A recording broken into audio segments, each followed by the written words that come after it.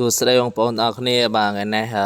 ឆ្លៀតមកមើលតពាំងនៅក្រោយផ្ទះតិចបងប្អូនអើយបាទត្រូវភ្លៀងប្រហែលមេហ្នឹងខេញលោបានដោះអីទៀតចឹងណាដោយសារថ្ងៃមុនយើងកាច់អស់ច្រើនដែរបងប្អូនអរគ្នាបាទហើយនៅសល់មួយពីរដែរបាទទុកគ្រាន់ធ្វើម្ហូបហើយមួយនេះយើងអត់បានដកវាពេលឥឡូវវែងបាត់ហើយបងប្អូនអើយ1ម៉ែត្រជាងបាត់ហើយបាទហើយខ្លះវាទឹមដោះមកទូចឹងណាបងប្អូនអរគ្នាដល់ពេលចឹងទៅ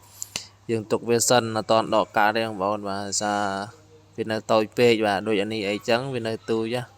ចឹងទុកប្រហែលជា1ថ្ងៃឬក៏2ថ្ងៃទៀតចាំយើងដកវាបងប្អូនអរហើយឥឡូវនឹងយើងទៅមើលខាងក្នុងបាទខាងក្នុងគឺមានអាទូច2 3ទៀតច្រើនដែរទៅមើលខាងនេះក៏មានមួយដែរបាទតែវាមិនតន់ហូបបានទេដោយសារតែវានៅទូចអញ្ចឹងចាំពេលវាធំចាំយើងដកវាម្ដងទៀតបាទ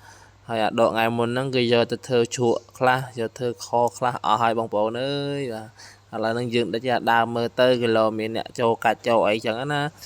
តោះអញ្ចឹងយើងទៅមើលមកគុំទៀតនៅខាងត្បូងហ្នឹងបាទតើមានទៀតក៏អត់បាទហើយឥឡូវនេះគឺយើងមានមួយដែរបងប្អូនបាទរៀងវែងដែរអានេះបាទមួយថ្ងៃពីរទៀតអាចកាច់បានហើយហើយអាទូចនេះពីរទៀតវាកំពុងតែដោះមកហើយមកគុំនេះពីរ3ទៀតបងប្អូនទាំងអស់គ្នាបាទអញ្ចឹងហើយជាពី3ថ្ងៃទៀតអាចនឹងបានកាច់ទៀតដែរបងប្អូនអើយបាទហើយទៅពាំងខែនេះដែរឲ្យតែមានត្រូវទឹកភ្លៀងនឹងអត់ដោះហើយបងប្អូន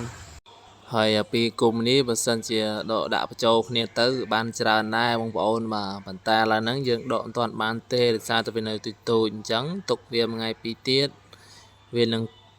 ធំបន្តិចយើងអាចដកបានហើយបងប្អូនអរគ្នាបាទចំណែកបងប្អូនណាដែលចូលចិត្តមុខម្ហូបទៅពាំងអីដឹងតែត្រូវហើយបាទគីឡូប្រហើរក៏បានគីឡូស្លក់ក៏បានដែរបាទដាក់សាច់ជ្រូកខ្លះដាក់ខ្យងស្រែខ្លះទៅដឹងតែអែមហើយពុកម៉ែបងប្អូនទាំងអស់គ្នាបាទហើយអាមួយនៅកណ្ដាលគេនេះគឺ